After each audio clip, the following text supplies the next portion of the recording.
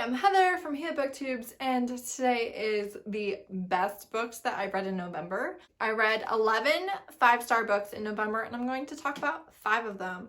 I am not going to lie, I'm going to talk about like 3 Thanksgiving books, but all of these authors also have the Christmas books, so if you don't want to read Thanksgiving books because it is now December, they do have Christmas ones. But honestly, I didn't read that many books that I absolutely loved. And so I wanted to talk about the genuine top 5, even if they were by the same authors / Thanksgiving. So the very first one is The Sacrifice by Jessica Gadziala. This is a witch and a demon motorcycle club romance. And the witches are basically the good guys. They are vegans and they're all woman coven, and they don't really have any use for men other than to have their daughters. And they have a treaty with the demons, and there is one sacrifice every generation. They choose a witch who is dispensable and they send her to the demons as the sacrifice, and the witches don't know what happens to the sacrifice. And if that sacrifice doesn't fulfill it by running away or trying to kill herself or anything to get out of it, then they have to pick somebody else. And so if you aren't willing to go through once you've been picked, you're dooming somebody else. So that is what happens to her. She's the sacrifice. She's like, oh, should not have talked back. I should have been more helpful. I should have done better. I'm the sacrifice. And if I don't do it, it could be her who's going to be a leader, it could be my mother, it could be any of these people that I love, and so she is the sacrifice. And the demons, their plan is basically to break the witch to the point that she will do what they're asking her to do, and so they lock their witches in the basement. Well, this one doesn't have great control over her powers, and one of her powers is making it rain. And the demons miss hell. They want to be back in hell, and so they like hot and dry, and she's making it rain and damp and cold for days and days and days, and the leader's like, I can't take it, go make her stop. And she's like, I can't stop, I'm sad. And so the demon, the lie that he sends down there, is like, all right, well, if I let you have a bath and a sandwich and stuff, will you stop crying? And she's like, I don't know, let's try. So she gets privileges that the other witches hadn't had, and it kind of talks about that, and they fall in love, and they're fated mates. And my favorite paranormal feature for a guy to have is in this one and comes out with like the mating feeling, and I'm just like, yes. And I loved it. And there's a werewolf motorcycle club, and there's like lots of different things, and I hope she turns it into a whole series. I hope we get other people's stories, and I really enjoyed it.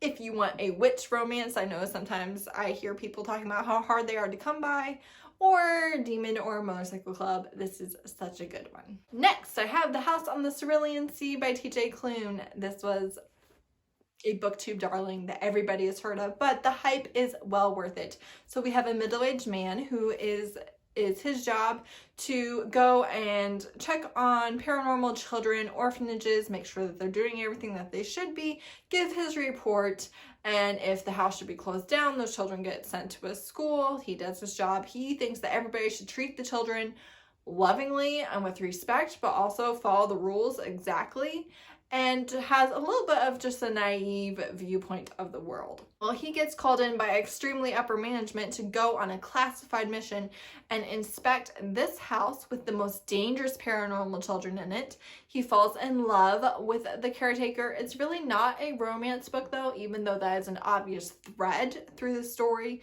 It's more just about our main character learning that not everything that he thought was right is right, and learning to love these children and this caretaker and their island, and just changing everything about his life is so sweet, and so many deep quotes and emotional quotes and just insightful, beautiful writing. and you really love everybody. And it's so good. It is worth the hype. It is not smutty. It is not insta-love. It is not super focused on the couple. It's not the things that I usually read, but it was an absolute delight, and I do highly recommend it. Then I have Her Naughty Holiday, which is Men at Work #2 by Tiffany Reisz. This is the Thanksgiving novella by her, and she has a December one as well. It's the third one. I don't remember what it's called, but whatever. I'm going to be reading it. I have it checked out from the library right now. This one, so good. Even if you don't want to read it because of Thanksgiving, it's well worth the read. Any time of the year.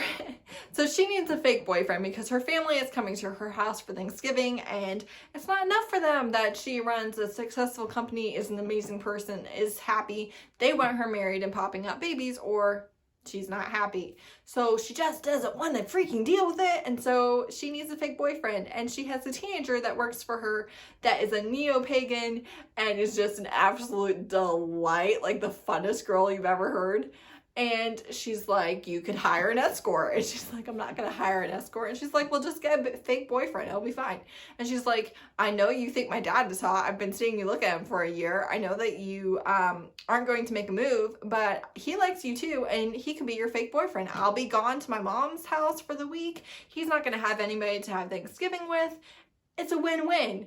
And so she really sets them up. And he's like, well, I think we should have sex on the table. And she's like, okay. And he's like, I was kidding. I thought you'd say no. I was kidding. He's like, but also totally on board with this. So they just fall in love over the course of the week, and she has an epic smackdown blow up at her family. And it's just like, let me tell you something. And I loved it. I loved it so much. If you're going to give me an annoying, unsupportive family who are wrapped up in their issues and can't see what they're doing to the person that they love, let me have a smackdown scene, because it's just so satisfying. And I loved it. And I loved the teen girl, and I loved the older dad, and I loved the main character, and it was so good. It was so good. Then I have Stuffed, a Thanksgiving Romance by Jessica Gadziala. This one is a very nerdy, bookish main character, and she's super non-confrontational. So rather than do a snappy comeback, she will leave the room, go read, be by herself. And that's just how she processes. That's how her dad is. That's how she is. And you love her anyways. And she had a massive crush on her brother's best friend when they were kids. She has not been back to Thanksgiving in the last 6 years, basically since she turned 18 and went to college. And she comes back, and he's even better older, and she's not over the crush. And he's so nice and so sweet, and I loved him. And he loves her exactly how she is. Also, the brother is not all like, you can't touch my sister because that's my sister, even though she's a grown woman. He's not like that, so that super annoying trope is not in here, and I just loved it. I love them. It was a reread for me, and I will probably reread it again next year. I really love it. Then I had There Better Be Pie by Jessica Gadziala. This is her other Thanksgiving novella, and this one is enemies to lovers, and it is done epically. You will be so mad at the guy main character at the beginning of this, and then you will love him. And so he is somebody who has moved up in the company from just a entry-level position, and he thinks that the owner of the company can do no wrong. The owner of the company is her dad, and she does not see eye to eye to him and left the company a few years ago, and so he kind of just thinks she's a spoiled brat and really kind of despises her for that. And she just thinks that he is the most contrary, difficult to get along with person who is constantly trying to get a rise out of her, and she can't stand him. She loves her parents, and so she goes to a lot of company events that they ask her to go to, even though she lives in New York City now. So they run into each other all the time at those events, and they just cannot go 2 seconds without fighting. Well, her parents invite him to Thanksgiving dinner at their New England house, and so they're there for the whole week. They may or may not get snowed in together, and they just are going at it. They are bickering so hard, and then they kind of reach a truce. And then they maybe realized that a lot of their fighting was them trying not to act on the attraction that they have for each other.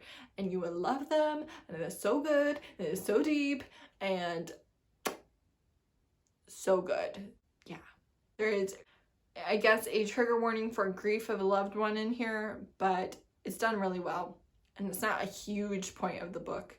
So, I wouldn't call it a hard trigger warning, but it is present. So that's touchy for you right now. Maybe don't read this one just yet, but it was delightful. I'm so glad I reread them both. And like I said, we'll probably reread them again next year. Thank you so much for watching. What was your favorite book of November? And yeah, subscribe if you're still here. Bye.